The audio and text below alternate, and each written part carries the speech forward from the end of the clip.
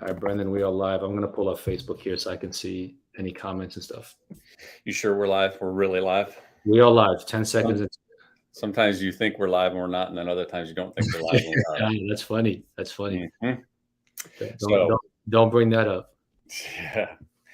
So, hey, before we kind of talk about the topic that we're going to talk about that's a little more serious, tell me about your listing appointment today. Or tell the group about your listing appointment. I already know about it. I think it's funny. I think you should share it with them.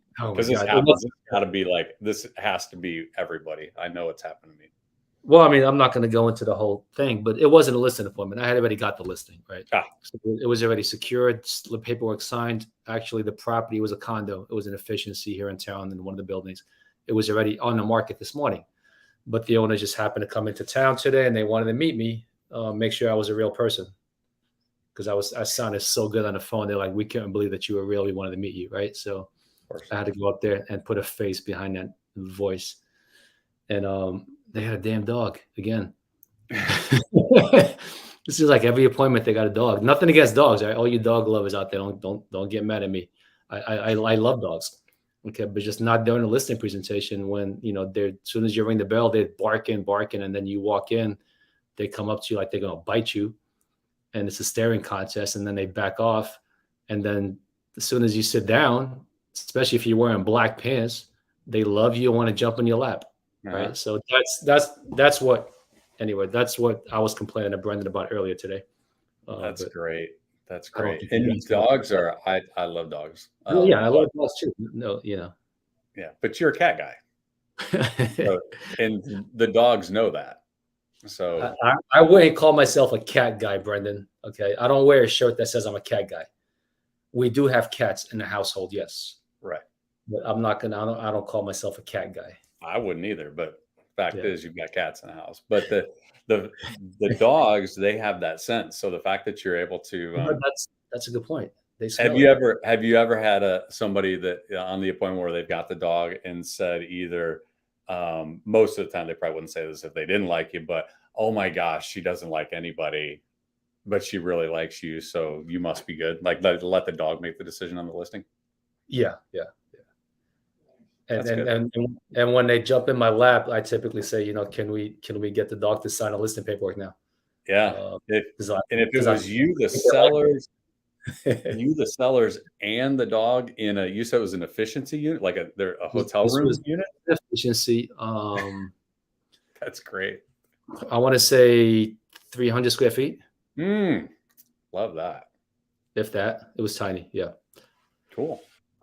Okay. We'll anyway, shifting to something more productive. Yeah. Thanks for throwing that out, by the way. Yeah. That's good. I mean, it's happened to everybody. I think it happens probably. I swear, I think 80% of the people that are actually selling that I meet in person have dogs or multiple dogs. Or just call me a cat guy. See what you got started now? Now I'm going to be known as the cat guy.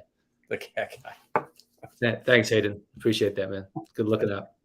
Hey, by the way, Hayden, up at the top of the video, you'll see like a link to StreamYard. If you click on that and accept, I can actually have your face right here on the screen instead of just a blank face and it says Facebook user. So if you opt into StreamYard, it'll show up right here.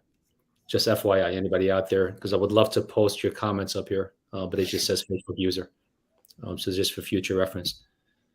Oh my God, another one? Another cat guy? What is this? Ooh, oh, Lindsay too. Come on, people. I'm not a cat guy. But whatever. Anyway, let's get ahead and let's get productive a little bit because I got a listing appointment at 5, so I got to get out of here at 4:30. Okay. All right. So let's talk about the topic of beliefs.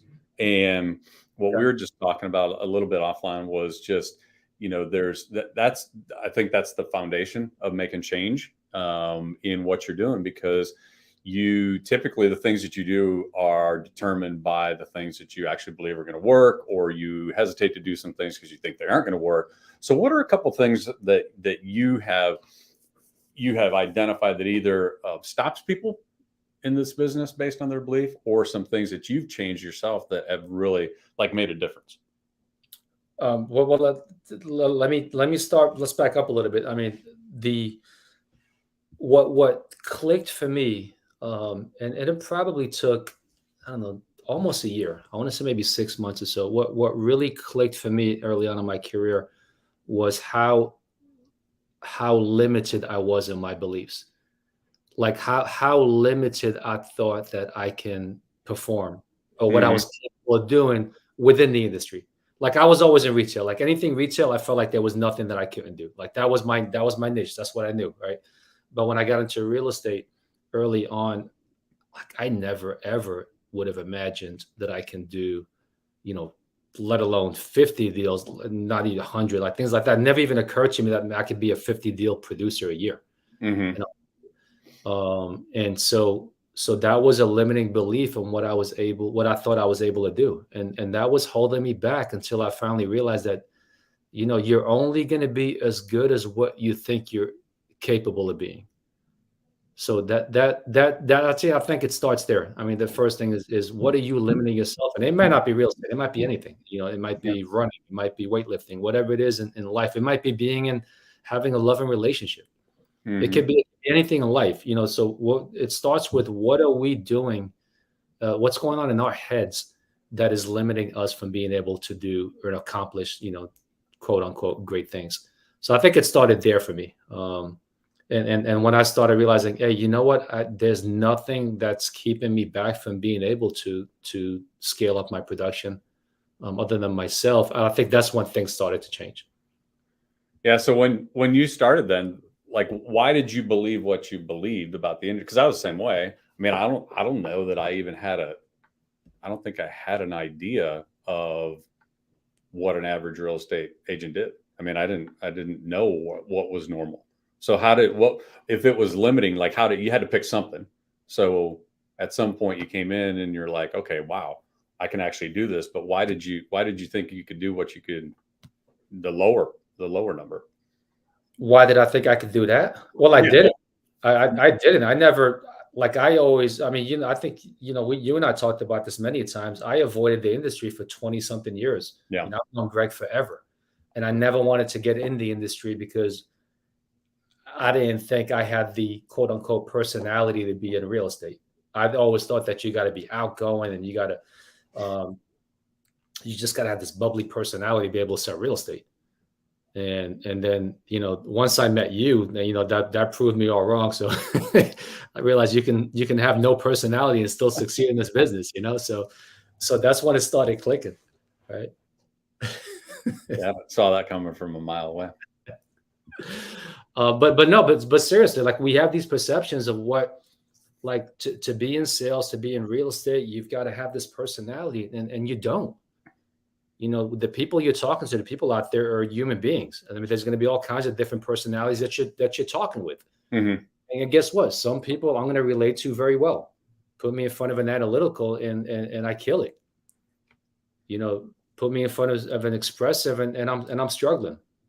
Right. So it has nothing to do with your personality. It's being comfortable in your own skin and having that confidence to deliver the presentation or have that conversation regardless of who you're talking to. Hmm. You know. Yeah. And I think that, what I was referencing is when I was around a different group of people, then my beliefs, that's what started. That was kind of the catalyst of what changed my belief. So, and I think back a lot on, I believe if I would have gotten into the industry and gone to, maybe a different path, I never would have ended up meeting Greg, going down this path. Then I think I would have figured things out. I think it would have taken a lot longer, but I think I would have been tenacious enough to figure it out. But the interesting thing was, when I started and the people that were around me, that formed the beginning of what I believed was possible. Like Mhm. the 4 minute mile. Like I would have come in and I would have believed that what was possible was whatever I saw around me. That was my reality at the time. I lucked out because what I had around me at the time was some of the best in the business. Mhm. And so then it made that reality was like up here, versus if I would have started somewhere else or in a different system, and the production or the belief or the support would have been somewhere else. That just would have been my normal. So I think when you're looking at trying to make change, you have to start with, all right, if I've got some limiting beliefs or I've got some things that are determining what I'm able to do, then who do I need to surround myself with that are going to change that? And I think that's why, these conversations and the stuff that we're doing in different in different programs is so important, because not everybody is going to be in that situation every single day that they see that their normal is much different than a lot of other people. That's a great point. Yeah. So I guess for like the 4-minute mile, at first you have to believe that it's possible, right? And then you got to believe that it's also possible for you after that. Mm-hmm. And I mean, they say you're the average of the 5 people you spend the most time with. Mm-hmm. Yeah, I think being exposed to the right people, being around the right environment, I think it makes a big difference. And you guys out there, I mean, chime in if you've got a limiting belief, or if you got something that helped you break through, anything, just chime in and comment. Anything other than calling me a cat guy, So if you got something out there to say, just get ahead and chime in the conversation. Would love to have you in this conversation. So what do you say, Brendon, to like a brand new agent out there that, because I'm going to bring up Jimmy in our office, right? And Greg's talked about this. Jimmy is a great kid, and I think he's great on the phone. He's going to be a really, really solid agent. And we all knew that, like at least 6 months ago, 9 months ago, a year ago, maybe, except he didn't know it. Yeah. Right. And until he started like believing it, all of a sudden his production went through the roof this year. Yeah. That's what a great example. And so that's, and I mean, I would say, I think I had conversations with him. I think I did a Level Up podcast maybe with him a year ago. And, or one conversation where I remember telling him, like, you have, like, it's a foregone conclusion. What you're doing, you're going to get there, because we know that it's just a process, and you follow a certain process, you show that certain level of commitment, and you do it over and over and over again. It's just a matter of time. But when you're in it, you may not actually believe it. When you're in it, when we're trying to do something new, when we're trying to grow, a lot of times we have to see something before we believe it. Well, we've already seen it. We've seen what people have done that's worked and what people have done that hasn't worked. And when we see somebody that's doing what's going to work, then we know it's just a matter of time. But when you're in the middle of it, you're still kind of like, man, well, I haven't seen the results. And that's just that's just what happens. It's a process. The results don't show up immediately. And so I think with him, whatever clicked at some point, I can remember what clicked with me, where it was just like a release, and just saying, listen, I'm going to surrender to this process. And that was that moment where things just got easier. And somewhere along the line with Jimmy, I mean, I think in the last probably 120 days, something changed in his mind. You can hear it. He sounds different. His conversion's different. His confidence is different. All of that stuff. And it's just something in there where I agree. His belief in himself is so much higher than it was even 3 or 4 months ago. Yeah, he walks different. Mm-hmm. And that's the one thing that we're always talking about. It's like, okay, going back when people ask me, like, I know there's a lot of variables, but if you're going to point out one variable that is crucial in being a top producer, for me, I feel like it's confidence, right? Because the moment that I started having confidence in my abilities, confidence walking into a home, to an appointment, things started changing. So just like with Jimmy, his walking is different. His demeanor is different, the way he talks. And there's no question, if we're seeing it with our little interaction with him, people are seeing it when he walks into their living room. Sure. Down in the kitchen with them at the kitchen table and talking with them. Sure. And that translates to results. That's what people want. Yeah. If you go into a listing appointment, what do they want? They want to feel confident in you that you can get the job done. That's all they want. Right. The rest is just all fluff, and how you word it and how you present it, whatever, but they want to trust you. They want to trust that you're going to get the job done. Yeah. Ultimately. And then, we make it, in one sense, we make it seem like it's just this switch. Let's just switch it on. And I believe in myself, but that's not what I did. I mean, that was the decision I made at one point, but what it was backed up with was the action of literally thousands of conversations. Right. Jimmy's had thousands of conversations. You had thousands of conversations in your first year. So that belief of like, okay, I'm just going to believe in myself.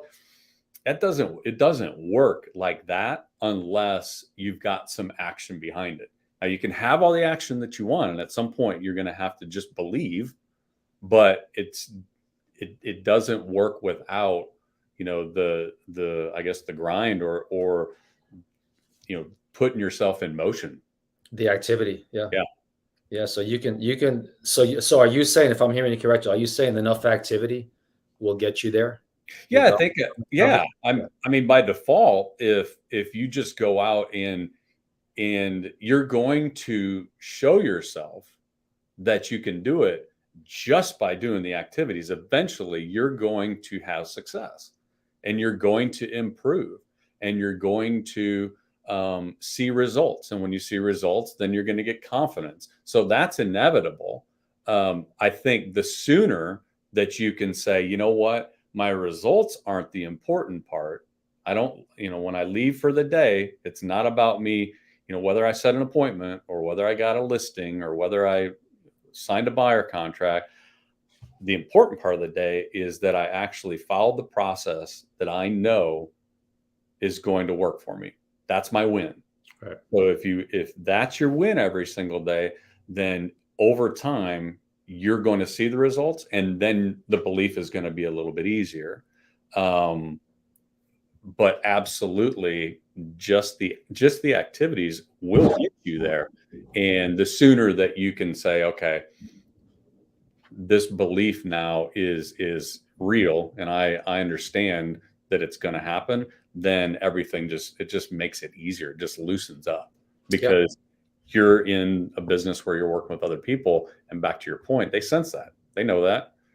They know whether or not you have confidence in yourself. And if you have confidence in yourself, then it makes it a lot easier for them to do the same thing. It's like that dog smelling the cats on me. Yes. The sellers smell the fear. They smell the insecurity. They smell the lack of confidence when you walk in the door. Mm-hmm. So Hayden, there you go. Hayden figured it out. Good job, Hayden. So 100 contacts to get a listing, he would dread it. And then he reframed it and started listing harder and stopped worrying about contacts. Then things became clear. Yeah. And also, I mean, you get more comfortable, as Brendon was saying. So the more conversations you're going to have, the less discomfort is in the conversation. You just loosen up. And then with that will come the confidence. Mm-hmm. Linda coming to Myrtle Beach. Linda, I've been hearing that forever. Oh, yeah, maybe for the Century 21. When is that? The Century 21. Is that this week? Next week. Next week. Tuesday? Mm-hmm. Okay, cool. Yeah, Linda, give us a call. Would love to see you. When you know it's possible, you have to keep trying. I know for myself to pass the exam was impossible, but I made it possible. And now I wonder how this happened. Yeah, goodness, for all the people that had trouble passing the exam, congratulations. You found out it didn't mean anything. Exactly.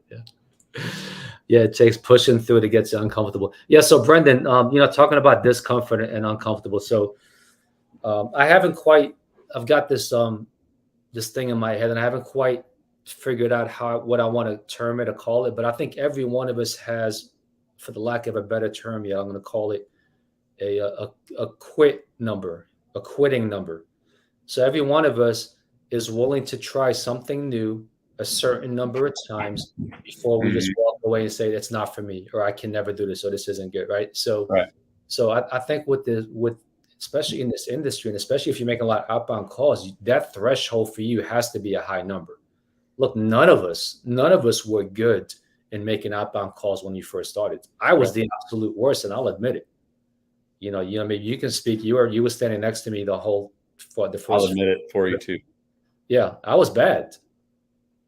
But with enough attempts, with enough reps, it's going to get better. So just think about next time you're trying something new or trying something that feels uncomfortable to you. Just understand that nothing is comfortable when it's new to us. Mm-mm. The comfort comes from repetition, and it just gets easier and easier. And then before you know, like, wow, this actually isn't that bad. And then after that, it's like, oh, I'm actually pretty good at this. Yeah. Yeah. And I think the, it doesn't matter what anybody that's had any type of job, there was the conversation of that job, of that industry. If you were in retail, there was a conversation of, if I went in and spent a day with you working, then there's this whole language that you and I, like, we couldn't communicate in. I wouldn't have known your language on a lot of stuff. And somebody else that, is working in construction, I could go there, and if I knew some of it from the past, maybe we could communicate a little bit, but I don't know their language. And real estate's no different. So Mhm. if you're struggling to figure things out, start with understanding the belief that your number one job is you have to learn the language of real estate. And once you learn that language, then you're going to be able to communicate a lot more effectively with your prospects and your clients. And that's the key to it. That's where the confidence comes in. But until you do that, until you understand that language of real estate, then it's tough. It's a struggle. And that is where, we always come back to, how many people can you talk to and how quickly can you have those conversations to get through that and just shorten the learning curve of learning the language of this business. And it doesn't matter. You change and you go and do something else. There's another learning curve, another language, and that's the key to success. Okay, across the board, every industry. Yep. But the beauty with this industry is, like you said, you can ramp it up, right? If the average agent talks to 5 people a day and you decide to talk to 50 people a day, Yeah. okay, now you're cramming 10 years worth of knowledge and experience into 1 year. Yeah. Right. So that's the beauty. That's why you see people that can come in and they go like this in their growth in the business. And then some people come in and it's like they've got the same first 6 months or a year. And then all of a sudden that hockey stick, just hockey stick. Yep. Straight up. So Lindsay, learning technology, confidence, and tone is key. Yeah. Absolutely. So what do you say to a new agent starting off? We need to wrap this up here in a couple of minutes. I got to go get me a listing. So a new agent starting right now out there struggling. What do you say to them? And in the context of beliefs. Yeah, I would say, write down the 3 things right now that you think are making your life difficult in business. And that's what you're believing. And then start picking apart, like, is that really true? Like, yeah. We've talked a lot. It's harder to get listings right now. Really, I mean, they're out there. Yeah. So if you're believing it's harder to get them, what's driving that? I'm newer, so I'm at a disadvantage. I can give you a completely different argument of why being newer right now is an advantage to you. And so I'd start with, what do you, when you think about what's going on with your business and what's holding you back, or what you think you need to grow, then look at those things, write them down, and then decide, okay, is this really true? And just for a minute, suspend that belief of thinking that's an actual true statement and look at what the other possibilities are. Because just because that's what you're thinking, somebody else can have that conversation with you and go, you know what, let me give you a different perspective on that. And then all of a sudden the whole thing shifts. Yeah. That's a great thing to be looking at. If you're struggling right now. Yeah. I mean, so, and it's already starting. I mean, I'm hearing all kinds of conversations from agents. Now they're talking about, oh my God, the market's going to slow down. And what am I going to do if I can't get any business now? What's going to happen when interest rates go up? Right. So that's going to be another limiting belief to a lot of agents. That there's going to be business. Look, you go back and look at just about every single year besides the 1 year where the market tanked. I can't remember which one was the worst year, but there's going to be roughly 6 million homes sold almost every single year. It's like between 5.75 and I think last year might have been 6.2 million sales. It's the same thing every single year. No matter what the market looks like, there's going to be buyers, there's going to be sellers. So the question is going to be is what do you believe, and how much do you believe you can go out there and get from that business at the end of the day? Yeah. Yep. Absolutely. All right, Brendon, I'm going to go play with my cats. All right. Text me if you have an appointment with a puppy today, and get a picture. Get a selfie. At 5 o'clock, if he's got a dog, I guarantee he's got a dog. Yeah. Everyone's got a lap dog. Everyone moving down here has got a lap dog now. I need you to get out of your comfort zone on this appointment. If there is a dog there, I need to get a selfie with it and then post on this thread so everybody knows that that you're okay with canines too. You know what? I'm gonna do that. Get uncomfortable. You got it. We'll do. Okay.